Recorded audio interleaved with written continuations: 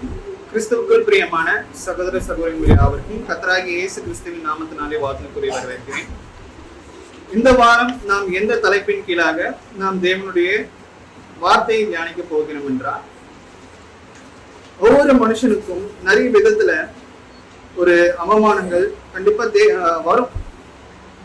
நிறைய பேர் பாத்தீங்கன்னா கூட இருக்கிறவங்களும் சரி, வேலை இடத்துலயும் சரி, வீட்லயும் சரி, ஏதாச்சும் ஒரு மனுஷங்க மூலியமா நமக்கு பாத்தீங்கன்னா ஏதோ ஒரு விதத்துல நமக்கு அவமானங்கள் சேர்ந்து கொண்டுதான் வந்துட்டு இருக்கு.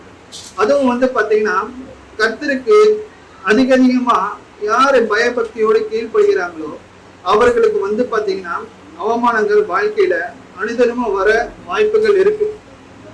அந்த அவமானத்தை நாம எப்படி மேற்கொள்வது?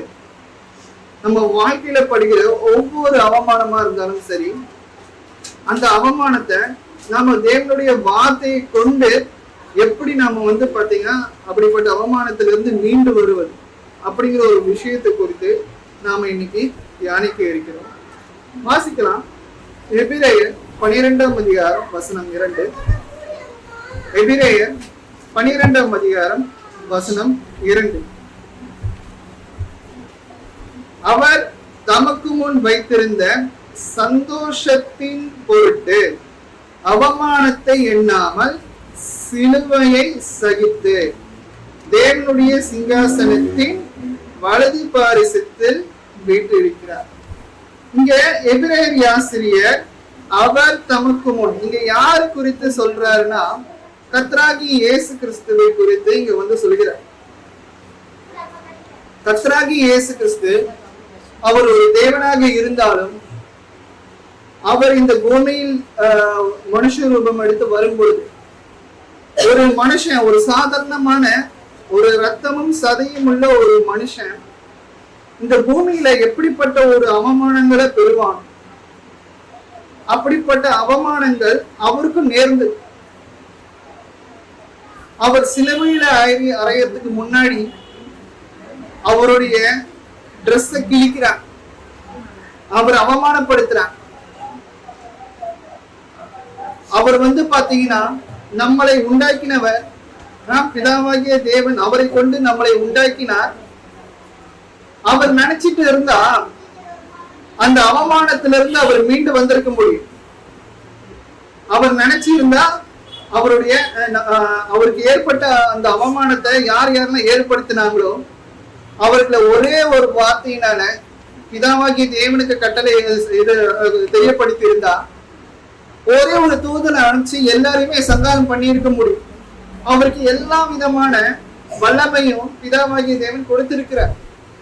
அப்படி இருந்தாலும் அந்த அவமானத்தை எல்லாம் பாத்தீங்கன்னா பொறுமையோட அவர் சகித்தார். நாம நினைக்கிறோம் நமக்குதான் இருக்கிறதுலயே மிகப்பெரிய அவமானம் வாழ்க்கையில நடந்திருக்கு அப்படின்னு சொல்லிட்டு. அப்படி கிடையாது. நமக்கு ஒவ்வொரு தடவையும் அவமானங்கள் நேரிடும் பொழுது நம்ம கர்த்தராகிய இயேசு கிறிஸ்துவை நம்ம நினைச்சு பார்க்கணும். என்னை உண்டாக்கின, என்னை உருவாக்கின அவருக்கே இப்படிப்பட்ட ஒரு நிலைமை, என்னுடைய பாவத்தை சுமந்து சிலுவையில் தீர்த்த அவருக்கே அப்படிப்பட்ட ஒரு நிலைமை இருக்கும் பொழுது நான் எம்மாத்திரம்? அவர் ஒரு பாவமும் பண்ணல, அவர் எந்த ஒரு தப்பும் செய்யல, அவர் வாயிலிருந்து எந்த ஒரு கெட்ட விஷயமும் புறப்படல, யாருமே அவர் சபிக்கல. அப்படிப்பட்டவருக்கு இப்படிப்பட்ட ஒரு நிலைமை அவமானங்கள் நேரிடும் பொழுது நான் இந்த உலகத்துல நிறைய பேரை பேசியிருக்கேன், என் வாயில கெட்ட வார்த்தைகள் புறப்பட்டிருக்கு, கையோங்கி அடிச்சிருக்கேன். அப்போ எனக்கு இந்த மாதிரியான அவமானங்கள் நேரிடுவது எனக்கு சகஜம் தானே. இதெல்லாம் நான் பொறுத்துக்கிட்டு தான் போயாகும். ஏன்னா அப்படிப்பட்டவருக்கே ஒரு பாவமே அறியாதவருக்கு அவமானங்கள் நேரிடும் பொழுது அவர் பொறுமையோட சகித்தார், எதையுமே சொல்லல. சோ நம்மளுடைய வாழ்க்கையும் நம்ம இயேசு கிறிஸ்துவை நம்ம நினைச்சு பார்க்கணும். அந்த இடத்துல அவர் தமக்கு முன் வைத்திருந்த சந்தோஷத்தின் பொருட்டு அவமானத்தை எண்ணாமல், பாருங்க, அவர் நேரிடுகிற அந்த அவமானத்தை கூட எண்ணாமல், பாருங்க, அவருக்கு முள்முடி சூட்டுறாங்க, அவர் முகத்துல காரி துப்புறாங்க. நாமெல்லாம் இருந்தா என்ன பண்ணுவோம்? ஒருத்தர் 100 அடி அடிச்சா ஒரு அடி கூட நம்ம திருப்பி அடிக்க மாட்டோமா? ஆனா இயேசு கிறிஸ்து அது எதுவுமே பண்ணல. அவருக்கு எதற்காக வெயிட் பண்ணிட்டு இருக்கிறார்? அவருடைய ராஜ்யம் இந்த பூமிக்குரியதே கிடையாது. இந்த பூமிக்குரிய ராஜ்யம் அவருடையதான் இருந்தா அவர் நமக்கு நிறைய விஷயங்களை பண்ணிட்டு போயிருப்பார். ஆனா அவர் கிளியரா சொல்லிட்டார், என்னுடைய ராஜ்யம் இந்த உலகத்துக்குரியது அல்ல அப்படின்ட்டு. அதனால எல்லாவற்றையும் அவர் பொறுமையோடு சகித்தார். அவமானத்தை எண்ணாமல் சிலுவையை சகித்து தேவனுடைய சிங்காசனத்தின் வலது பாரசத்தில் வீற்றிருக்கிறார். அப்போ நம்மளை யாராச்சும் அவமானப்படுத்தினாங்க அப்படின்னா அப்ப நம்ம நினைக்க வேண்டிய ஒரு மிகப்பெரிய முக்கியமான ஒரு விஷயம் என்ன தெரியுமா? நான் நல்லது செஞ்சேன், ஆனா எனக்கு நேரிடுறது பாத்தீங்கன்னா அவமானங்கள் தான். அப்போ அவமானங்கள் நமக்கு நேரிடும் பொழுது நம்ம அதை பொறுமையோட சகிச்சோம் அப்படின்னா நம்மளுடைய பொக்கிஷத்தை நாம பரலோக ராஜ்யத்துல சேர்த்து வைக்கிறோம். நல்லா யோசிச்சுக்கோங்க. நாம நல்லது பண்ண போய் நமக்கு ஒரு கெட்ட பேர் உண்டாச்சு அப்படின்னா நாம நம்மளுடைய பொக்கிஷத்தை பரலோக ராஜ்யத்துல சேர்த்து வைக்கிறது. அப்போ நம்ம என்ன பண்ணணும்? நம்மளுடைய மைண்ட் எப்படி மாத்திக்கணும்? நீங்க இன்னும் நல்லா என்ன பேசுங்க, என்ன நல்லா கேவலப்படுத்துங்க, என்ன ரொம்ப நல்லா அவமானப்படுத்துங்க, நீங்க பேச பேச என்ன திட்ட திட்ட எனக்குதான் பாயிண்ட்ஸ் ஏறிட்டே இருக்கு. எனக்குதான் பாத்தீங்கன்னா பரலோக ராஜ்யத்துல பொசிஷன் சேர்த்து வச்சுட்டு இருக்கு. நீங்க என்ன எவ்வளவு அவமானப்படுத்துங்க, நான் ஏற்றுக்கொள்கிறேன். எவ்வளவு வேணா எனக்கு ஆதித்து நான் ஏற்றுக்கொள்கிறேன். நீங்க அப்படி பண்ண பண்ண எனக்கு பரலோக ராஜ்யத்துல எனக்கு பொசிஷன்கள் ஏறிக்கிட்டே போகிறது. நம்ம கண்ணால பாக்கல, அதனால யாருமே அதை ரியலைஸ் பண்ண மாட்டேன்றோம். கண்ணால பாக்குற விஷயத்தை தான் நம்ம ரியலைஸ் பண்றோம். ஒருவேளை அவங்க அவமானப்படுத்துறாங்க, நம்ம அவமானப்படுத்தணும், பதிலுக்கு பேசுறோம், பதிலுக்கு கையொங்குறோம் அப்படின்னா பரலோக ராஜ்யத்துல நம்ம பொக்கிஷத்தை சேர்த்து வைக்க முடியுமா? முடியாது. சேர்த்து வச்ச பொக்கிஷமும் அது கொஞ்சம் அப்படியே குறைஞ்சிட்டு தான் பாருங்க. மத்திய 27ஆம் அதிகாரம் நம்மளுடைய வாழ்க்கையில நம்ம நிறைய பேரை ஒரு முன்னோடியா ஒரு எடுத்துக்காட்டா சரி அவரை போல இருக்கணும்பா, வாழ்ந்தா அவரை மாதிரி வாழணும் அப்படின்னு நம்ம நிறைய நினைச்சு லைஃப்ல அவரை மாதிரி நான் ஜெயிக்கணும், வாழ்க்கையில முன்னேறணும் அப்படின்ட்டு நாம ஒரு நபரையோ அவரை நாம ஒரு குறிக்கோளா வச்சு அவரை மாதிரி நான் என் வாழ்க்கையில இருக்கணும், எங்க அப்பா மாதிரி நான் வாழ்க்கையில இருக்கணும் அப்படிங்கிற மாதிரி நம்ம நிறைய விஷயங்கள் நம்ம யோசிச்சு வச்சிருக்கோம். எங்க அப்பா மாதிரி இருக்கணும், எங்க அம்மா மாதிரி இருக்கணும், நான் என் நண்பன் மாதிரி இருக்கணும், என்னுடைய டீச்சர் மாதிரி இருக்கணும் அப்படிங்கிற மாதிரி நம்ம ஒரு ஒரு ஒரு முன்னோடியா ஒரு ஆணை வச்சிருக்கோம். ஆனா நான் உங்களுக்கு என்ன சொல்றேன் அப்படின்னா கர்த்தராகிய இயேசு கிறிஸ்துவை உங்களுடைய முன்னோடியா வைங்க. அவர் தன்னுடைய இந்த பூமியில வாழும் பொழுது அவர் எல்லா பாடுகளையும் பொறுமையோடு சகித்தார். முக்கியமா அவமானத்தை அவர் பெரிய ஒரு விஷயமா கருதாமல், இன்னும் இந்த பூமிக்குரிய வீதியில கொஞ்ச காலம் நான் இருக்க போறேன், அதுல கொஞ்ச காலத்துல எனக்கு ஏற்படுகிற அவமானம் என்ன பெருசா அஃபெக்ட் பண்ண போறது இல்லை, என்ன பாதிக்க வைக்க பெரிய ஒரு விஷயம் இல்லை. ஏன்னா எனக்காக நித்திய ஜீவன் ஒண்ணு வெயிட் பண்ணிட்டு இருக்கு, நித்தியமான ஒரு சுதந்திரம் கர்த்தராகி இயேசு கிறிஸ்து மூலமா எனக்கு கிடைக்க இருக்கு. அதற்காக நான் லெக்கை நோக்கி நான் தொடர்கிறேன். இங்க பாத்தீங்கன்னா இயேசு கிறிஸ்து என்ன பண்றாங்க பாருங்க. மத்திய 27ஆம் அதிகாரம் வசனம் 27ல இருந்து வாசிக்கிறேன். அப்பொழுது தேசாதிபதியின் போர் சேவகர் இயேசுவை தேசாதிபதியின் அரமனையிலே கொண்டு போய் போர் சேவகரின் கூட்டம் முழுவதையும் அவரிடத்தில் கூடி வர செய்து அவர் வஸ்திரங்களை கலற்றி சிவப்பான மேலங்கியை அவருக்கு உடுத்தி. பாருங்க, ஒரு பப்ளிக் பிளேஸ்ல ஒரு நபருடைய பாருங்க அவர் எப்படிப்பட்டவர், ஒரு பெரிய மனுஷன். இப்போ பெரிய மனுஷனை யாராச்சும் நல்லது பண்ண போய் யாராச்சும் போயிட்டு ஒரு பப்ளிக் பிளேஸ்ல அவருடைய அங்கியெல்லாம் கழட்டி அவமானப்படுத்தினா அவருக்கு எப்படி இருக்கும் கொஞ்சம் யோசிச்சு பாருங்க. நமக்கே அப்படிப்பட்ட ஒரு சூழ்நிலை நடந்தா இயேசு கிறிஸ்துவோட சிச்சுவேஷன்ல நம்மளை நிறுத்தி பாருங்க.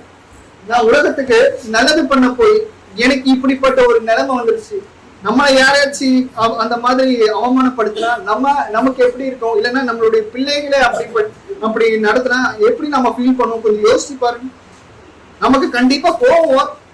அந்த அவமானத்தை நம்ம சகிக்க முடியாம ஏதாச்சும் அட்லீஸ்ட் ஒரு வார்த்தையாச்சும் நம்ம கேட்போம். ஆனா அங்க பாருங்க, அவர் வஸ்திரங்களை கலற்றி சிவப்பான மேலங்கி அவருக்கு உடுத்தி முள்ளுகளால் ஒரு முடியை பின்னி அவர் சிரசின் மேல் வைத்து அவர் வலது கையில் ஒரு கோலை கொடுத்து அவர் முன்பாக முழங்கார் படியிட்டு யூதருடைய ராஜாவே வாழ்க என்று அவரை பரியாசம் பண்ணி. பாருங்க, இந்த பரியாசக்காரர்கள் இருக்கிற வரைக்கும் நமக்கு அவமானங்கள் எப்பவுமே இருந்து கொண்டே. பரியாசக்காரர்னா வேற ஒண்ணு கிடையாது. எப்படா வாய்ப்பு கிடைக்கும் நம்மளை கேலி கிண்டல் பேசலாம், எப்படா வாய்ப்பு கிடைக்கும் மத்தவங்களை அவமானப்படுத்தலான்ட்டு வெயிட் பண்ணிட்டு இருக்காங்க பாருங்க. அவங்கதான் பரியாசக்காரர்கள். இங்கேயும் வந்து பாத்தீங்கன்னா கர்த்தராகிய இயேசு கிறிஸ்துவ அந்த போர் சேவகர்கள் கேவலப்படுத்துறாங்க. முள்மூடி சுட்டி ஒரு செங்கோல் கொடுத்து அவருக்கு இருக்கிற ட்ரெஸ் எல்லாம் கட்டி இந்த மாதிரியான பரியாசம் பண்ணும்பொழுது ஆட்டோமேட்டிக்கா என்ன நடக்குதாங்க, அவருக்கு பெரிய அவமானம் தான் நடக்குது. நம்ம ஏற்கனவே வாசிச்சோம், நமக்கு முன் வைத்திருந்த சந்தோஷத்தின் பொருட்டு அவமானத்தை எண்ணாமல், இப்படிப்பட்ட ஒரு அவமானத்தை எண்ணாமல் சிலுவையை சகித்து இப்ப எங்க இருக்கிறார். இந்த மாதிரியான ஒரு அவமானத்தை அவர் சகிச்சதுனால அவர் எங்க இருக்கிறார், தேவனுடைய சிங்காசனத்தின் வலது பாரிசத்துல வந்து வீட்டில் இருக்கிறாருன்னு நம்ம வந்து வாசிக்கிறோம். அப்போ நாம நம்மளுடைய வாழ்க்கையில யாராச்சும் நம்மளை வந்து கேவலமா பேசினாலும், பொருள் கூறினாலும், நம்மளை ட்ரிகர் பண்ணாலும் நம்ம வந்து பொறுமையா இருக்கணும். கர்த்தராகிய இயேசு கிறிஸ்துவினுடைய அடிச்சு விடுதல்ல நம்ம வந்து நடக்கணும். எப்பவுமே உலகத்தார நம்ம வந்து முன்னோடியா எடுக்கிறதுக்கு பதிலா கர்த்தராகிய இயேசு கிறிஸ்துவ ஒரு ரோல் மாடலா எடுத்து பாருங்க. கோபத்துல எனக்கு ஒரு கோபம் இருக்கு, எனக்கு ஒரு அவமானம் வந்திருக்கு, இந்த சிச்சுவேஷனை கர்த்தராகிய இயேசு கிறிஸ்து இருந்திருந்தாருன்னா எப்படி ஹேண்டில் பண்ணியிருப்பார் பாருங்க. அந்த கோபத்தை வந்து பொறுமையோட அவர் சகிச்சிருப்பார். தேவையில்லாத வீண் வார்த்தைகளை அவர் வந்து பேசியிருக்க மாட்டார் பாருங்க. அதே போலதான் நாமளும் நம்மளுடைய வாழ்க்கையில வாழ கற்றுக்கொள்ள வேண்டியது அவசியமாக. ஒரு சில பேர் யோசிக்கலாம்,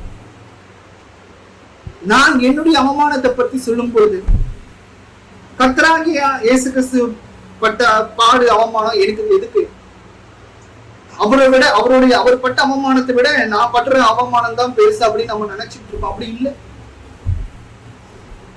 நம்ம யாரு? பாவிகள். இங்க நான் என்னுடைய அவமானத்தை பத்தி பேசிக்கிட்டு இருக்கேன், அதுக்கு நீ கூட கொஞ்சம் கூட நீ உணராம வேற யாரையும் பத்தி கொண்டு வரி அப்படிலாம் இருக்கக்கூடாது. நம்ம எப்பவுமே கம்பேர் பண்ணணும். நம்ம கர்த்தராகிய இயேசு கிறிஸ்துவ நம்மளுடைய வாழ்க்கையில எப்பவுமே கம்பேர் பண்ணி தான் ஆகணும், வேற வழியே கிடையாது. அவரை நம்ம ரோல் மாடலா எடுங்க. பட்ட மரத்துக்கே இந்த பாடு, பாவிகளே நீங்க எங்க போவீங்க அப்படின்ற. அப்போ கர்த்தராகிய இயேசு கிறிஸ்து தனக்கு நேர்ந்த அந்த அவமானங்களை அவர் பொறுமையோடு சகிக்கும் பொழுது நாமளும் வந்து பாத்தீங்கன்னா அப்படிப்பட்ட அவமானங்கள் நமக்கு வாழ்க்கையில நேரிடுகிற எந்த விதமான அவமானங்களா இருந்தாலும் சரி, வேலைகள்ல ஒரு சில பேர் மூலியமா நமக்கு அவமானங்கள் வரும், வீட்டுல இருக்கும்போது நம்ம ஒரு சில பேர்கள்ல மூலியமா அவமானங்கள் வரும், நான் தான் பெரியவன் நீ தான் பெரியவன் அப்படிங்கிற மாதிரி ஒரு வாக்குவாதத்துல அந்த மாதிரி அவமானங்கள் வரும். இன்னும் ஒரு சில நேரங்களில் ஊழியத்துல கூட நிறைய அவமானங்கள் நமக்கு நேரிடும். ஆனா அந்த அவமானங்கள் எல்லாவற்றையும் யார் பொறுமையோட சகிக்கிறாங்களோ அவர்களுக்கு கர்த்தர் வந்து அப்படிப்பட்ட ஒரு ஆசீர்வாதத்தை கொடுக்கிறார். கர்த்தராகிய இயேசு கிறிஸ்து எப்படி தேவனுடைய வலது பாரிசத்துல வீற்றிருக்கிறாரோ அதே போல நாமும் அப்படிப்பட்ட ஒரு இடத்தை பிடிக்கிறதுக்கு வாய்ப்புகள் அதிகமா இருக்கு. வாசிக்கலாம். இதை இயேசு கிறிஸ்து மாத்திரம்தான் இப்படிப்பட்ட ஒரு அவமானத்தை சகிச்சாரா அப்படின்னு பார்க்கும் பொழுது இங்க அப்போஸ்தலர்கள் அவர்களும் வந்து பாத்தீங்கன்னா அவமானத்தை சகிக்கிறாங்க. வாசிக்கலாம். அப்போஸ்தலர் நடபடிகள் 5ஆம் அதிகாரம் வசனம் 41. அப்போஸ்தலர் நடபடிகள் 5ஆம் அதிகாரம். நான் சொல்லுகிற ஒவ்வொரு வசனத்தையும் தயவு செஞ்சு கூர்மையா கவனிங்க. உங்களுடைய எண்ணங்கள் எல்லாமே வந்து பாத்தீங்கன்னா நான் சொல்ற அந்த வார்த்தையில கர்த்தருடைய வார்த்தையில தான் இருக்கணும். உங்களுடைய தயவு செஞ்சு தூங்கிடாதீங்க. நம்ம இருக்க போறது இங்க வந்து இந்த இது ஒரு மணி நேரம் தான் நம்ம வந்து இங்க இருக்கிறோம். சோ அதனால நடுவு வாரத்துல கூட நம்ம வந்து தேவனுடைய வார்த்தைகளை எடுத்து வாசிக்கிறோமா அப்படிங்கிறது நமக்கு தெரியல, அது கர்த்தருக்கு தான் தெரியும். சோ அதனால நம்ம சொல்ற இந்த வசனத்தை தயவு செஞ்சு கேட்டு உணருங்க. அப்போஸ்தலர் நடபடிகள் 5ஆம் அதிகாரம் வசனம் 41. அவருடைய நாமத்துக்காக பாருங்க, கர்த்தராகிய இயேசு கிறிஸ்துவினுடைய நாமத்துக்காக தாங்கள் அவமானப்படுவதற்கு பாத்திரராக எண்ணப்பட்டபடினால் சந்தோஷமாய் ஆலோசனை சங்கத்தை விட்டு புறப்பட்டு போய். இங்க என்ன சம்பவம் நடக்குது அப்படின்னு பாத்தீங்கன்னா, இயேசு கிறிஸ்து மரிச்சிட்டார்.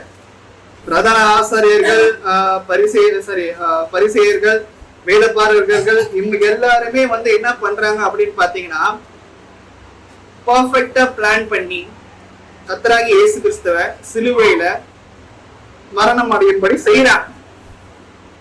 அவர் உயிர் தெளிந்து அப்போஸ்தலர்களுக்கு காட்சி கொடுத்து அவர் வந்து பரலோக ராஜ்யத்துக்கு ஏறி போனார். இப்போ அடுத்தது அப்போஸ்தலர்கள் 12 சீஷர்கள் இருக்கிறாங்கல்ல, அந்த 12 சீஷர்களுடைய கடமை என்ன? இயேசு கிறிஸ்து அவர்களுக்கு கொடுத்த மிகப்பெரிய கட்டளை என்னன்னா, என்னை குறித்து உலகத்துல இருக்கிறவங்க எல்லாருக்குமே பிரசங்கிச்சு ஞானஸ்நானம் கொடுங்க அப்படின்ட்டு அவர் சொல்லி இருக்கிறார். அந்த கடமையை அவர்கள் செய்ய ஆரம்பிக்கும் பொழுது திரும்பவும் இந்த பிரதான ஆசாரியர்கள், வேதபாரகர்கள், பரிசேயர்கள் எல்லாம் வராங்க. இயேசு கிறிஸ்துவ வந்து ஃபர்ஸ்ட் கொண்டு போட்டுட்டாங்க. இப்போ திரும்ப அதே யூதர்கள், பிரதான ஆசிரியர்கள்லாம் வந்து மீதி இருக்கிற இந்த 12 சீஷர்களை வந்து மிரட்டுறான், அடிக்கிறான், கேவலப்படுத்துறான். இனி அந்த நாமத்தை குறித்து நீங்க சொல்லவே கூடாது, அதாவது இயேசு கிறிஸ்துவை பத்தி நீங்க வந்து பிரசங்கிக்கவே கூடாது அப்படின்னு சொல்லிட்டு மிரட்டுறான், அடிக்கிறான். பாருங்க, இவங்க எல்லாம் வந்து பாத்தீங்கன்னா சின்ன பசங்க கிடையாது மேல கை வைக்கிறதுக்கு. இவங்க எல்லாருமே நல்லா பெரியவங்க, வயசானவங்க.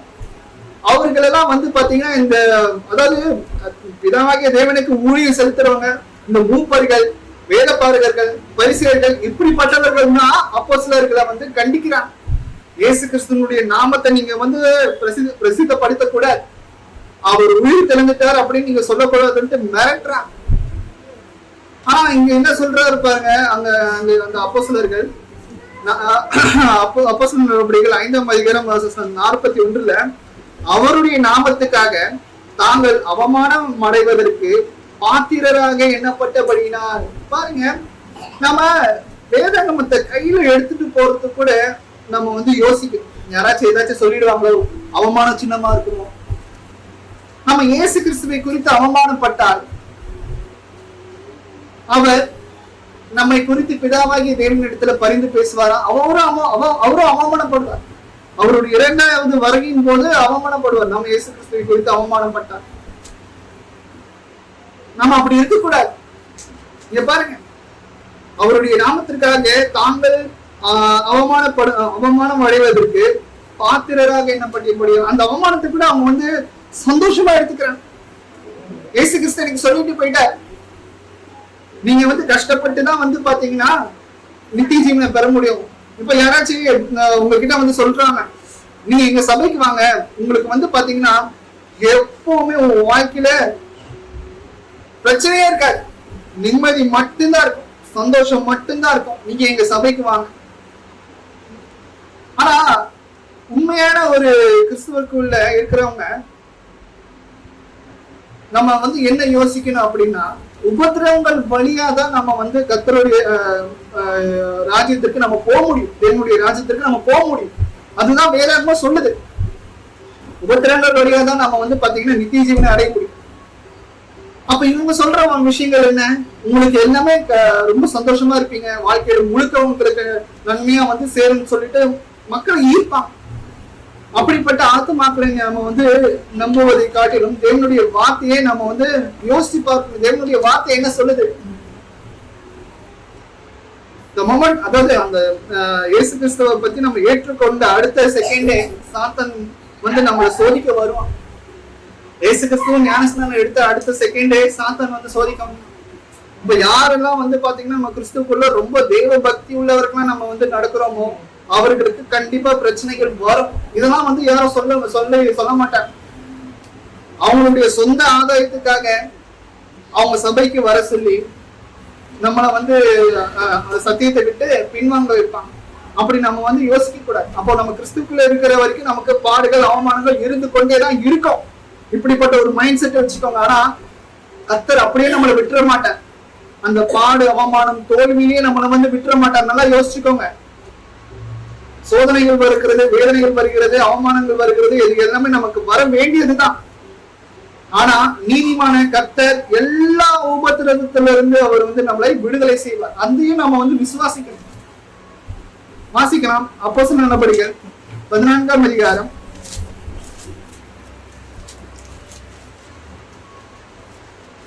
வசனம் 4-5 கூட நம்ம வாசிக்கலாம்.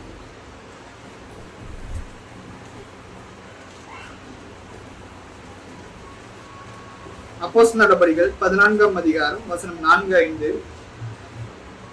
பட்டணத்து ஜனங்கள் பிரிந்து சிலர் யூதரையும் சிலர் அப்போஸ்தலரையும் சேர்த்துக் கொண்டார்கள்.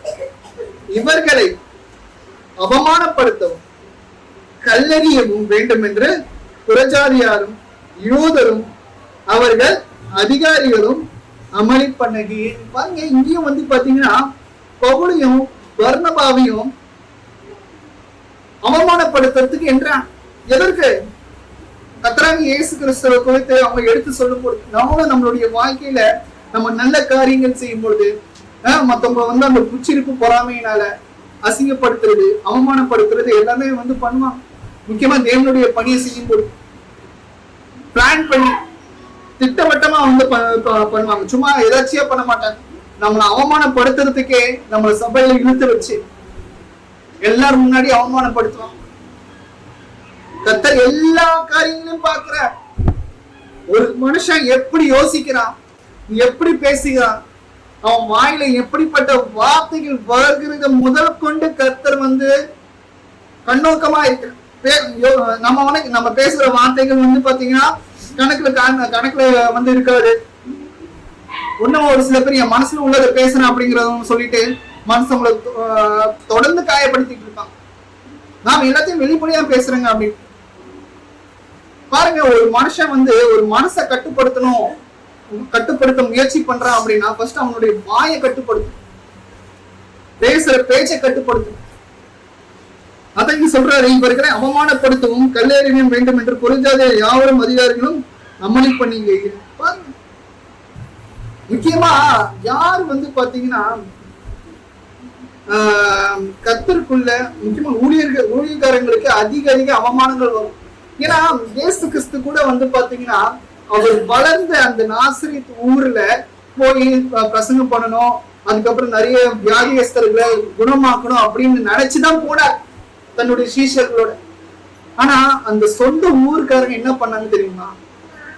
இவன் யாரு, இவனுக்கு எப்படி இப்படிப்பட்ட ஒரு திறமைலாம் வந்துச்சு?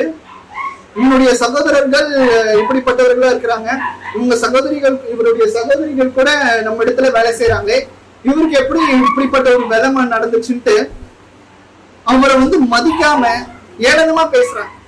அப்ப இயேசு கிறிஸ்து இதை பார்த்துட்டு ஒரு விஷயம் சொன்னாங்க. ஒரு ஊழியக்காரனுக்கு, ஒரு தீர்க்கதரிசிக்கு வெளியிருந்து அவமானப்படணும்ன்ற அவசியம் கிடையாது.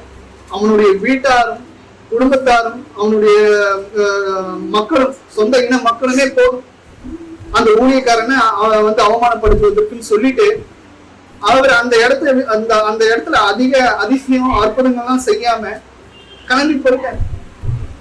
பாருங்க, அப்போ நம்ம ஒரு அந்த இடத்துல அவமானப்படும் பொழுது அந்த இடத்துல கூட அவர் எதிர்த்து எதுவுமே பேசாம அந்த இடத்தை விட்டு கடந்து போனார். எந்த ஒரு பிரச்சனையும் அவர்கள் இடத்துல வேண்டாம் அப்படின்னு சொல்லி. இங்கேயும் பாத்தீங்கன்னா பவுலுக்கும் பர்னபாவுக்கும் எப்படிப்பட்ட ஒரு பிரச்சனை வரும்பொழுது அவரை எப்படிதான் அவமானப்படுத்தலாம் அப்படின்னு சொல்லிட்டு இந்த யூத மக்களும் புறஜாதிகளும் அவசப்படுறாங்க. அது மாத்திரம் இல்லாமல் லூக்கா 20ஆம் அதிகாரம் வசனம் 10-11 வாசிக்கலாம். லூக்கா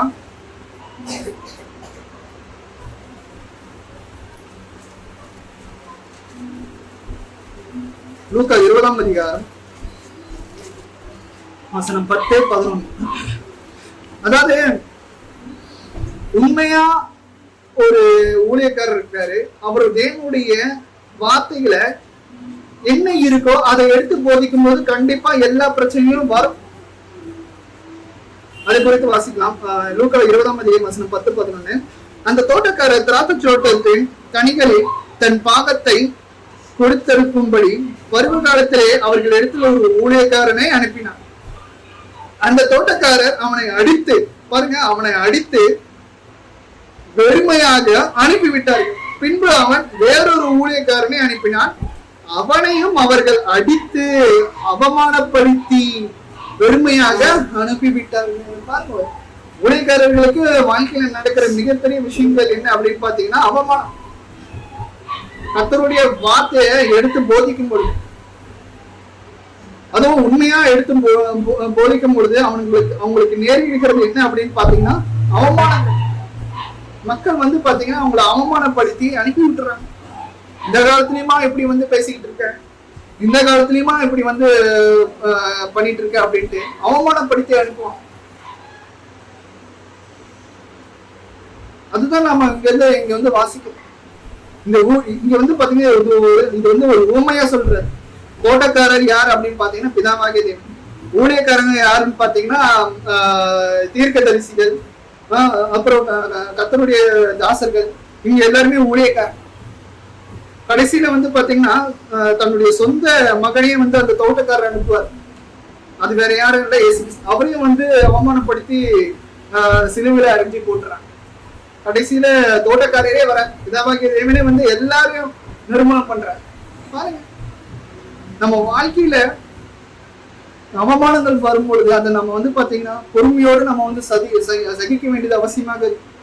நம்மளை ட்ரிகர் பண்றதுக்கு நிறைய காரியங்கள் மனுஷனுக்கு தெரியுதோ இல்லையோ, சாத்தான் நமக்கு நல்லா தெரிஞ்சு வச்சிருக்கான். இவனை எங்க அடிச்சா எங்க விடுவான், இவன் எந்த விஷயத்துல ரொம்ப பலவீனமா இருக்கான், அந்த பலவீனத்துலதான் இவனை நாம அடிக்கணும் அப்படின்னு சொல்லிட்டு சாத்தானுக்கு நல்லா தெரியும். அப்போ நாம பண்ண வேண்டிய மிக முக்கியமான விஷயம் என்ன அப்படின்னு பாத்தீங்கன்னா, இயேசு கிறிஸ்துவை நம்ம தயவு செஞ்சு நினைச்சுக்கோங்க. அவர் இந்த உலகத்தினுடைய பாவத்தை தீர்க்கிறதுக்காக அவருக்கு நேர்ந்த எல்லா அவமானத்தையும் அவர் பொறுமையோடு சகிச்சார். எதற்காக? ஒருவேளை அவர் அவருடைய அவமானத்தை அவர் ஒரு பெரிய விஷயமா நினைச்சு பூமியில ஒரு சாதாரணமான ஒரு மனுஷங்க அவருக்கு ஏற்படுத்தின அந்த அவமானத்தை ஒரு பெரிய விஷயமா நினைச்சு அவர் பதிலுக்கு பதில் பேசி அங்க இருக்கிறவங்களுக்கு எல்லாருமே சங்காரம் பண்ணியிருந்தாருன்னு வச்சுக்கோங்களேன். கொஞ்சம் யோசிச்சு பாருங்க, நமக்கு பாவ மன்னிப்பு கிடைச்சிருக்குமா? நாம எல்லாருமே நரகத்துக்கு தான் போயிருக்க முடியும். அவர் அந்த இடத்துல ட்ரிகர் ஆகி நம்மள மாதிரி ஒரு சாதாரண மனுஷன மாதிரி ட்ரிகர் ஆகி பதிலுக்கு பதில் பேசி எல்லாரையுமே அழிச்சு போட்டிருந்தாங்கன்னா நாம இங்க உயிரோடு இருந்திருக்க முடியாது. நமக்கு நித்திய ஜீவனம் கிடைச்சிருக்கா? நமக்கு ரட்சிப்பு ஒண்ணு இருந்திருக்கா? பாருங்க, நமக்கு நேரடிக்கிற ஒவ்வொரு அவமானத்தையும் நம்ம பொறுமையோடு சகிக்கும் பொழுது நம்ம உலக காரியங்களும் சரி, ஆவிக்குரிய காரியங்களும் சரி, நம்ம நிறைய விஷயங்களை நம்ம அடைய முடியும். நீங்க சொல்றதுக்கு ஈஸிங்க பிரதர், கேட்கறதுக்கு எங்களுக்கும் ஈஸியா தான் இருக்கு. ஆனா அந்த ஒரு சிச்சுவேஷன் வரும்பொழுதுதான் பிரதர் நான் ட்ரிகர் ஆயிடுவேன். என்னால என்னையே கண்ட்ரோல் பண்ணிக்க முடியலைங்க பிரதர், என்ன பண்றதுங்க பிரதர்? அவனுக்கு அந்த வேதனையும் வலியும் வரும்போதுதான் பிரதர் தெரியும். நீங்க ஈஸியா சொல்லிட்டு போயிடுவீங்க. நீங்க நமக்கு வருகிற அந்த அவமானத்தை பொறுமையோட சகிக்கணும். இயேசு கிறிஸ்து ஒரு ரோல் மாடலா எடுத்துக்கோங்க. அவர் சிலுவையில இறக்கிறதுக்கு முன்னாடி அவரை ரொம்ப கேவலப்படுத்தினாங்க, அசிங்கப்படுத்தினாங்க. அவருடைய ட்ரெஸ் கூட ரிமூவ் பண்ணாங்க. அவருக்கு முள்முடி சூட்டி அவர் முகத்துல காரி துப்புனாங்க. இதெல்லாமே கேட்கறதுக்கு எங்களுக்கு அந்த நேரத்துல நல்லா தாங்க இருக்கு. ஆனா எங்களுக்குன்னு ஒரு அவமானம் ஒரு சில நபரால எங்களுக்கு வரும்பொழுது எங்களால அது பொறுத்து கொள்ள முடியலங்க பிரதர். ஏதாச்சும் ஒரு திருப்பி ஒரு விஷயம் சொன்னாதான் என் மனசுக்கு அந்த மனசுல இருக்கிற அந்த பாரமே குறையுதுங்க பிரதர். என்னங்க பிரதர் பண்றது? கர்த்தர் இடத்துல கேளுங்க, ஜெபம் பண்ணுங்க. இது ஒரே நாள்ல நடக்கிற ஒரு காரியம் கிடையாது. இதை நம்ம வாழ்க்கையில நம்ம பிராக்டிஸ் பண்ணணும். பொறுமையா இருக்கிறதுக்கு அவமானப்பட்டாலும் அதை நம்ம அந்த அவமானத்தை சகிப்பதற்கு நம்ம பிராக்டிஸ் பண்ணணும். நம்ம சைட்ல இருந்து நம்ம ஏதாச்சும் ஒரு முயற்சி எடுக்கும் பொழுதுதான் அது நாளவிடவில யாருக்கு என்ன சொன்னாலும் நான் என் கடமையை நான் கர்த்தருக்குள்ள நான் கிளியரா பண்ணியிருக்கேன். அவருடைய உபதேசத்தின் பிரகாரம் நான் கரெக்டா பண்ணியிருக்கும் பொழுது நான் எதற்காக அவமானப்பட்டாலும் நான் எதற்காக கவலைப்படணும்? கேவலம் மனுஷங்க முன்னாடி தானே அவமானப்படுறேன். ஆனா கர்த்தர் எனக்கு நேர்ந்த எல்லா காரியங்களும் அவர் பார்த்து கொண்டு தானே இருக்கிறார். ஞாயிற்றுப்பின் நாட்கள்ல அவருக்கு தெரியும் யார் நல்லவங்க யாரு கெட்டவங்க அப்படின்னு சொல்லி. அதை விட்டுட்டு நம்ம அதை நினைச்சிட்டு நம்ம போய் அந்த அவமானத்தை அப்படியே ஒரு பெரிய விஷயமா கருதாம நம்ம கடந்து போயிட்டே இருக்க வேண்டியதுதான். வாசிக்கலாம் 1 பேதுரு 4ஆம் அதிகாரம் வசனம் 16. 1 பேதுரு 4ஆம் அதிகாரம் வசனம் 16. வெட்கப்படாமல் இருந்து அது நிமித்தம் தேவனை மகிமைப்படுத்த கடவன். பாருங்க, ஒரு கிறிஸ்துவனா இருப்பதினால் பாடுபட்டால் வெட்கப்படாமல் இருந்து அது நிமித்தம் தேவனை மகிமைப்படுத்த கடவன். பாருங்க, நம்ம கிறிஸ்துவனுடைய உபதேசத்துல நம்ம வந்து வளரும். வேற யாருடைய உபதேசத்திலையும் நான் வந்து வளரும். மனுஷங்க அவங்களுடைய பாரம்பரியமான விஷயங்களை நமக்கு மைண்ட்ல வந்து புகுத்துவாங்க. ஆனா கர்த்தருடைய வார்த்தை என்ன சொல்லுது, அதற்கேற்ப நம்ம கீழ்ப்படிந்து நடக்கும் பொழுது நாம எதற்காகவும் யாருக்காகவும் நம்ம வந்து பாத்தீங்கன்னா வெட்கப்படணுங்கிற அவசியம் கிடையாது. அப்படியே நம்ம வெட்கப்பட்டாலும் நமக்கு அவமானங்கள் நேரிட்டாலும் நம்ம கர்த்தராகி இயேசு கிறிஸ்துவை நம்ம வந்து தயவு செஞ்சு நினைச்சுக்கோங்க. நான் ஒரு பாவி, எனக்கு வருகிற அவமானங்கள் கரெக்டு தான், நான் ஏற்றுக்கொள்கிறேன். ஏன்னா நான் ஒரு ஏன்னா பாவமே இல்லாத ஒரு நபர் நமக்காக பலியாடானார், அவமானப்பட்டு பலியானார். சும்மா கிடையாது. ஒரு வாரத்துக்கு முன்னாடி அவரை வந்து ராஜா மாதிரி தூக்கி வச்சு கொண்டாடினவங்க ஒரு வாரம் கழிச்சு வந்து பாத்தீங்கன்னா அவர்களே வந்து இயேசு கிறிஸ்துவ சிலுவையில அறையும் அவரை கேவலப்படுத்தும் போது அவர் சிலுவையில இருக்கும்போது சொன்னாங்க, ஏதோ உன்னை நீயே ரட்சிப்பியாமே, எங்க நீயே வந்து கீழே இறங்கி வா அப்படின்ட்டு கேவலப்படுத்துறாங்க. பாருங்க, மற்றவங்களுக்கு எல்லாம் நல்ல ஒரு சுகத்தையும் பலனையும் வியாதியில இருந்து நீக்கி இருக்கிற இயேசு கிறிஸ்துவுக்கு அந்த மரணத்துல இருந்து அவரை வந்து விடுவிக்க தெரியாதா? கொஞ்சம் யோசிச்சு பாருங்க.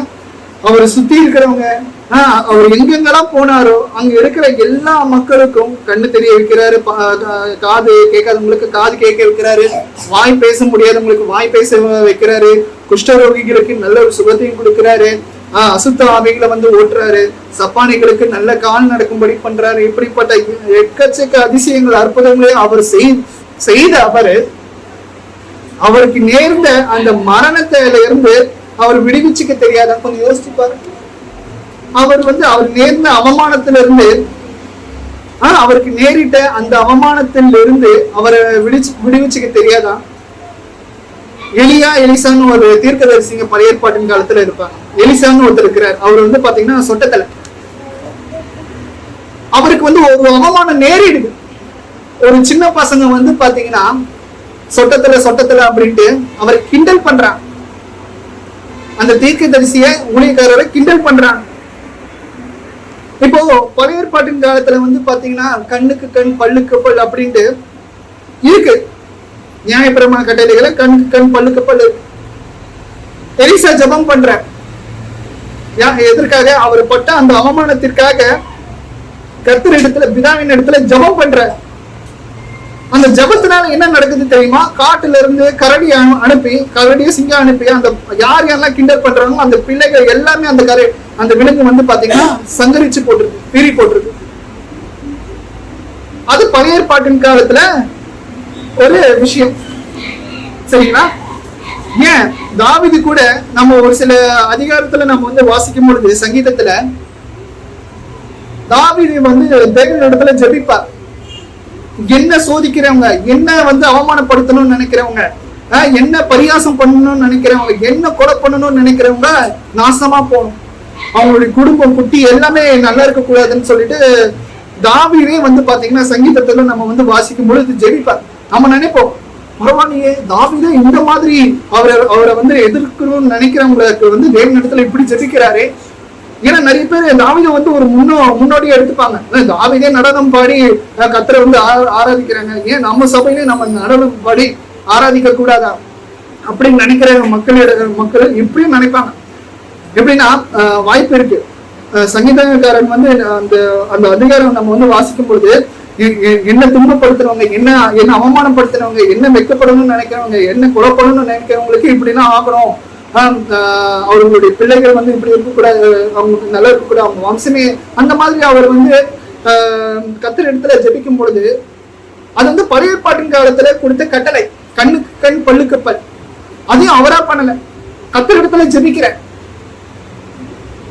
ஆனா புதிய ஏற்பாட்டின் கட்டளையில கர்த்தராகிய இயேசு கிறிஸ்து நமக்கு என்ன கட்டளை கொடுத்திருக்கிறார்? புதிய ஏற்பாட்டின் கட்டளை, ஒருத்தர் நம்மளை அடிச்சா இன்னொரு கண்ணத்தை காமி அப்படின்ற, அதுதான் வந்து பாத்தீங்கன்னா கர்த்தர் நமக்கு கொடுத்த ஒரு மிகப்பெரிய கட்டளை. கர்த்தராகிய இயேசு கிறிஸ்துவ புதிய ஏற்பாட்டின் கட்டளையில நமக்கு வந்து கொடுத்த ஒரு மிகப்பெரிய கட்டளை. எல்லாரையும் அன்பா நேசிக்கும், நம்மளை காயப்படுத்துறவங்களையும் நம்ம அன்பா நேசிக்கும். இதுதான் நமக்கு கொடுத்த ஒரு கட்டளை. நம்ம அவமானப்படுத்துறாங்களா, என்னை எவ்வளவு அவமானப்படுத்து, நான் பொறுமையோட தான் நான் சகிப்பேன். 4 பேர் முன்னாடி எனக்கு கேவலமா பேசு, நீ பேசதான் என்னுடைய பொக்கிஷம் பரலோக ராஜ்யத்துல சேர்த்து வைக்கப்பட்டுட்டே இருக்கும். உன்னுடைய பொக்கிஷம் வந்து கம்மியாயிட்டே இருக்கும் பாரு. அதாவது நிறைய பேர் வந்து என்ன மத்தவங்க அவமானப்படுத்த கூடாதுன்னு நினைக்கிறவங்க கண்டிப்பா என்ன யோசிக்கணும் அப்படின்னா, நாமளும் நம்ம மத்தவங்களை அவமானப்படுத்த கூடாது. எந்த ஒரு விதத்திலும், நம்ம பேசுற விதத்திலும் இருந்தாலும் சரி, நடந்து கொள்கிற விதத்திலும் இருந்தாலும் சரி. புரியுதுங்களா? நிறைய பேர் வந்து என்ன நினைப்பாங்க, எனக்கு எந்த ஒரு அவமானமும் வரக்கூடாது அப்படின்னு நினைக்கிறவங்க கண்டிப்பா மத்தவங்களையும் அவமானப்படுத்தக்கூடாது. அதுவே நாம வந்து ரொம்ப ரொம்ப ஜாக்கிரதையா இருக்க வேண்டியது அவசியமாக இருக்கு. மத்திய 1:19 இங்க ஒரு உதாரணம் வந்து பாருங்க. யோசேப்பு, மரியாள் யோசேப்புக்கு வந்து பாத்தீங்கன்னா இயேசு கிறிஸ்து வந்து பிறக்கிறார். அதாவது மரியாளுக்கு பிறக்கிற இயேசு கிறிஸ்து, அவங்க மரியாளோட கணவர் வந்து பாத்தீங்கன்னா யோசேப்பு என்ன நினைக்கிறாருன்னு பாருங்க. மத்திய 1:19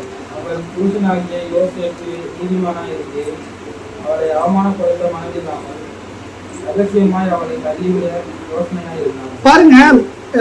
அதாவது ஒரு பெண் கல்யாணம் ஆகிறதுக்கு முன்னாடியே கர்ப்பமா இருக்காங்க.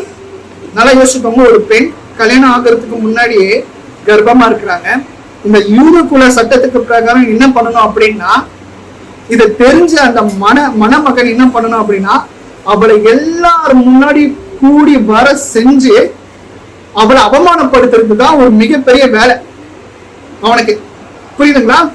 கல்யாணம் ஆவறதுக்கு முன்னாடியே கர்ப்பமா இருக்கிறாங்க.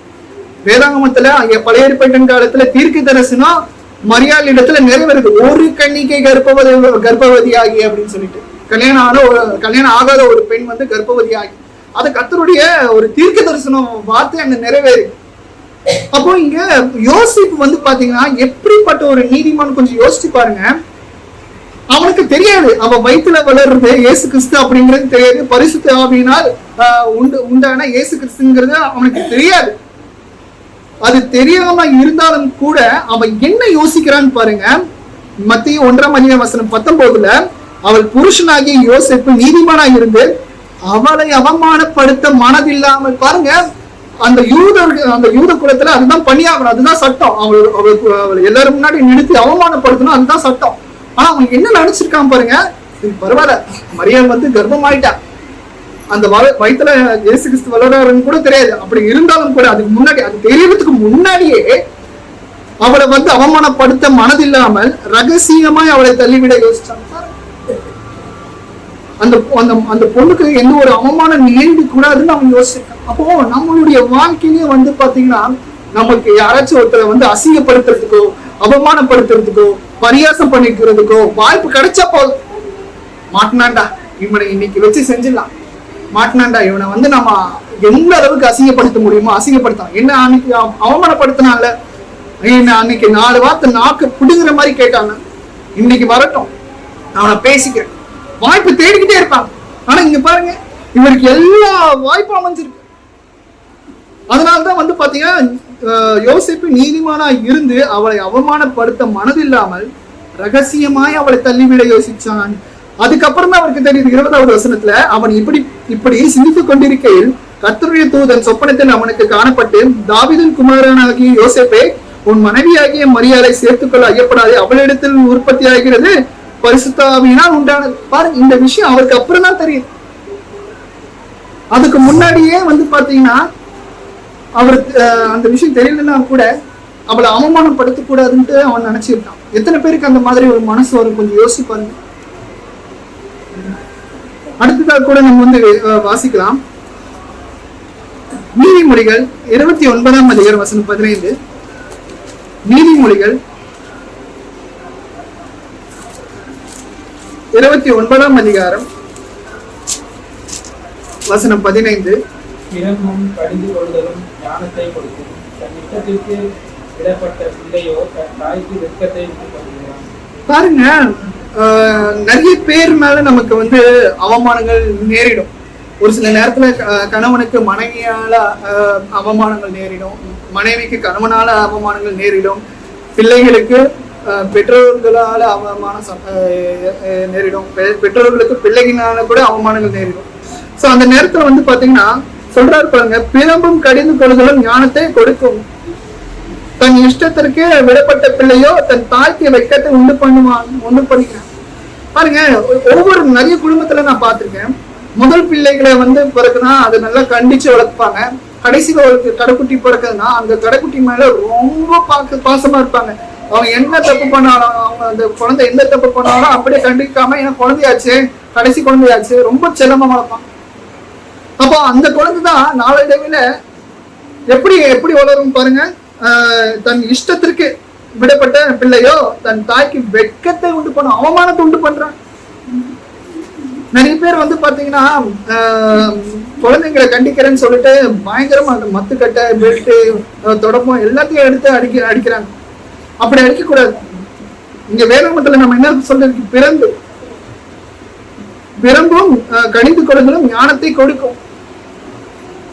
என் பையனை நான் ரொம்ப செல்லமா வளர்த்துட்டேங்க, என் பொண்ணை நான் ரொம்ப செல்லமா வளர்த்துட்டேன். டேடிஸ் லிட்டில் பிரின்சஸ் வாங்க. கல்யாணம் ஆனதுக்கு அப்புறம் என் புருஷன் வந்து என்னை வந்து வேலை வாங்குறான்ப்பா, என்னை வந்து துணி துவைக்க சொல்றான், என்னை வந்து பாத்திரம் கழுவ சொல்றான்.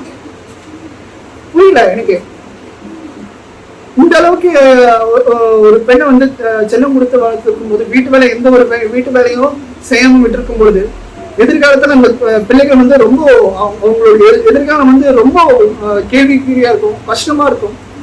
நம்ம எந்த அளவுக்கு பிள்ளைகளை சிறு வயது முதல் கொண்டு நம்ம கடிந்து கொண்டு வளர்க்கிறோம், எல்லா விஷயத்திலும் பெர்ஃபெக்டா இருக்கணும், ஒரு ஞானம் உள்ளவங்களா இருக்கணும். முக்கியமா பெண்களுக்கு அதிக ஞானம் தேவை. ஒரு குடும்பத்தை நடத்துக்கிறதுங்க அவ்வளவு ஈஸியான ஒரு விஷயம் கிடையாது. சின்ன வயசுல அவங்க குழந்தைகளை எப்படி வளர்க்குறாங்களோ அந்த அதே போல அவங்க பெரிய வயசுலயும் இருப்பாங்க.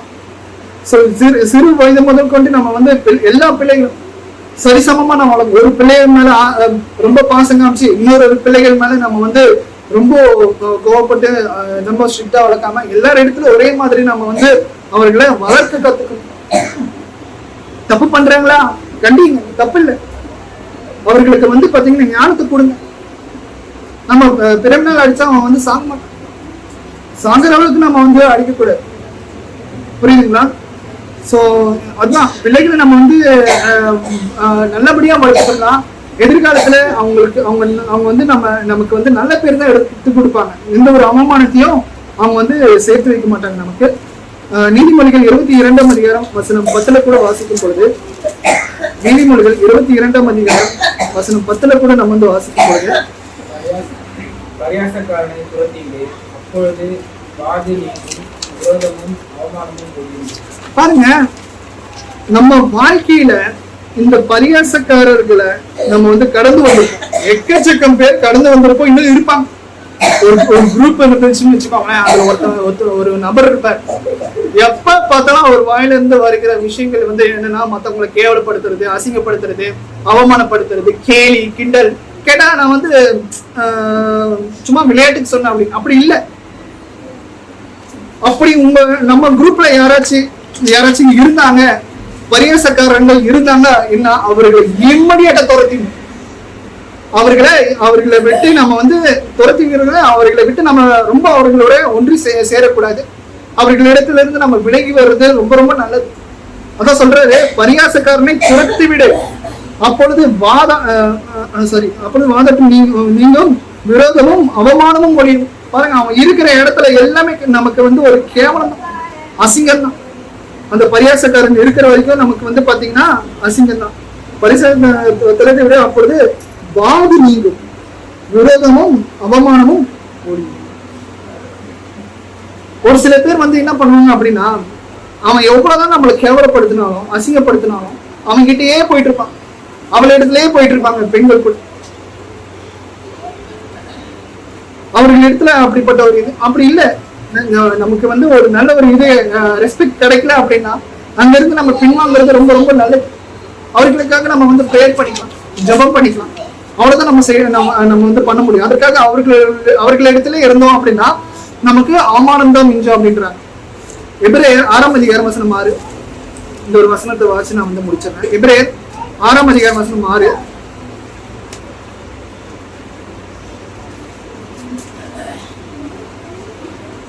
மறுதலித்து போனவர்கள் தேவனுடைய குமாரனை தாங்களே மறுபடியும் சிலுவையில் அறைந்து அவமானப்படுத்துகிறபடியினால் மனம் திரும்புவதற்கு ஏதுவாய் அவர்களை மறுபடியும் புதுப்பிக்கிறது கூடாத காரியம். அப்போ இங்க இருக்கிறவங்க, அதாவது நாம என்ன நினைச்சிட்டு இருக்கோம் அப்படின்னா, கர்த்தராகிய இயேசு கிறிஸ்துவ சிலுவையில அறையறதுக்கு முன்னாடி நிறைய பேர் வந்து அவரை அவமானப்படுத்தியிருக்காங்க. சொந்த யூத மக்கள், அவர்களை நாம வந்து திட்டிட்டு இருப்போம். என்னடா இது, நீங்க நான் மட்டும் அந்த காலத்துல வாழ்ந்து இருந்தேன்னா இயேசு கிறிஸ்துவ தங்க தட்டுல தாங்கி இருப்பேன், அவரை நான் வந்து சிலுவையில அறைய விட மாட்டேன். அவர் யாரெல்லாம் அசிங்கப்படுத்தினாங்களோ அவமானப்படுத்தினாங்களோ அவங்க எல்லாரும் நான் கண்டிப்பா ஏதாச்சும் பேசியிருப்பேன், அடிச்சிருப்பேன், ஈவன் நிறைய விஷயங்கள் பண்ணியிருப்பேன் அப்படின்னு நம்ம நினைப்போம் இங்க இருக்கிறவங்க. ஆனா நல்லா யோசிக்கோங்க,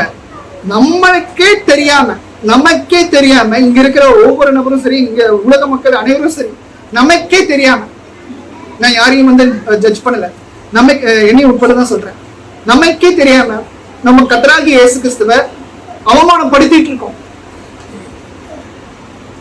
அது யாரு அப்படின்னு பாத்தீங்கன்னா, குறிப்பிட்டு யாரு அப்படி சொல்றேன் அப்படின்னு பாத்தீங்கன்னா, நீ சொல்றது பாருங்க, இயேசு கிறிஸ்துவ யாரு மறுதலிக்கிறாங்களோ அதான் சொல்றாரு, தேவனுடைய நல்வார்த்தையும் இனிவரும் உலகத்தின் தேவனுடைய நல்வார்த்தையும் இனிவரும் உலகத்தின் பலன்களையும் ருசி பார்த்தோம். மறுதலித்து போனவர்கள் யாரெல்லாம் இயேசு கிறிஸ்துவை ஏற்றுக்கொண்டு ஞானஸ்நானம் எடுத்துட்டு அவர் வேணாம், எனக்கு அவர் இடத்துல எந்த ஒரு நன்மையும் எனக்கு கிடைக்கல, இந்த உலகத்துல எந்த ஒரு நன்மையும் எனக்கு கிடைக்க போறது கிடையாது, நான் வந்து சும்மா எனக்கு கிடைக்குங்கிற விசுவாசத்தோட நான் வந்து சாக போறேன், நான் வந்து எனக்கு கேட்டது வாழ்க்கை எதுவுமே அவர் மூலியமா எனக்கு கிடைக்கவே இல்லை. அதுதான் மறுதலித்து போனவர்கள் தேவனுடைய குமாரனை தாங்களே மறுபடியும் சிலுவையில் அறைந்து அவமானப்படுத்துகிறபடியா. புரியுதுங்களா? அப்போ நாம கர்த்தரை இயேசு கிறிஸ்துவை ஏற்றுக்கொண்டு அவரை விசுவாசிக்காம நான் இயேசு கிறிஸ்துவை விட்டு பின்வாங்கி போயிட்டேன் அப்படின்னா, அன்று மாத யூத மக்கள் இயேசு கிறிஸ்துவ சிலுவையில அறைஞ்சாங்க பாத்தீங்களா, அவமானப்படுத்தினாங்க பாத்தீங்களா, அவர்களுக்கு ஈக்குவலா நாம மாறிடுவோம். நாம புதுப்பிக்கப்படுறது ரொம்ப ரொம்ப கஷ்டமான ஒரு விஷயம். அப்போ நமக்கு வாழ்க்கையில ஒவ்வொரு தடவை அவமானங்கள் நேரிடும் பொழுது, அசிங்கம் நேரிடும் பொழுது பொறுமையோடு செய்யும். ஏன்னா நம்மளுடைய ரோல் மாடல் யாருடைய அடிச்சுவடுகளை நம்ம நடக்கணும்.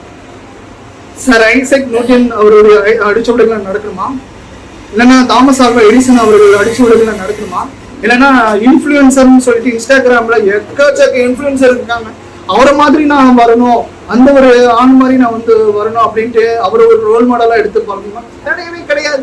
முதல்ல கர்த்தராகிய இயேசு கிறிஸ்து ரோல் மாடலா எடுத்து பழகுங்க. அப்போ உங்களுக்கு நேரிடுற அவமானம் எல்லாமே நீங்க வந்து பாத்தீங்கன்னா, என்னடா நேத்து வந்து சரி இன்னைக்கு வந்து 2 அடி அடிக்கிறதா சொன்னாங்க, 1 அடியோட நிறுத்திட்டாங்களே, நமக்கு தான் அது வந்து பாத்தீங்கன்னா பெனிஃபிட் அந்த மாதிரி மாறிடும். நாம எவ்வளவு அடிச்சாலும் நம்ம வந்து தாங்கிறதுக்கு ரெடி ஆயிடும். கர்த்தராகிய இயேசு கிறிஸ்துவினுடைய அடிச்சுவடுகள்ல நம்ம வந்து நடக்கும்போது ஸோ நம்ம வந்து பாத்தீங்கன்னா நமக்கு நேரிடுகிற அவமானத்தை நம்ம வந்து எப்பவுமே பொறுமையோட சகிக்கணும். தயவு செஞ்சு ட்ரிகர் ஆகாதீங்க. ட்ரிகர் ஆகுறது தான் வந்து பாத்தீங்கன்னா சாத்தான் வந்து நம்மள இடத்துல இருந்து எதிர்பார்க்கறான். ட்ரிகர் ஆகி நீங்க ஏதாச்சும் பண்ணிடுவீங்க, அடிச்சுப்பீங்க, கெட்ட வார்த்தை பேசிடுவீங்க அப்படின்ட்டு அவன் வந்து எதிர்பார்க்கிற அந்த விஷயத்த தயவு செஞ்சு செஞ்சிடாதீங்க வாழ்க்கையில. ஸோ பொறுமையை கேட்டு உங்களால் அனைவருக்கும் நன்றி. கர்த்தர் தாமே உங்களை ஆசீர்வதிப்பார்கள்.